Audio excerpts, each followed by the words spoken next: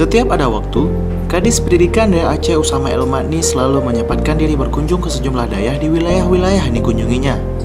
Menurut Usamah, mengingat dayah di Aceh mencapai 1000-an, maka tidak cukup waktu bila semua dayah itu dikunjungi secara resmi.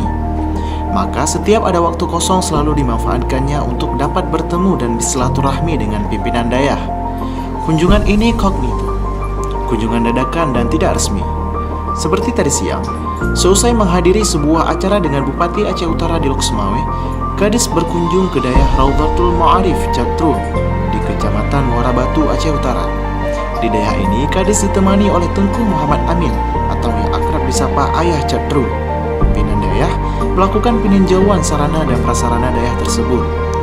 Jika dilihat dari rasio santri dan sarapras yang ada, dayah Raudhatul Ma'arif ini masih butuh perhatian lebih lanjut, kata Pak Kadis kepada kami saat meninggalkan komplek dayah ini. Sekian, Humas Dayah melaporkan.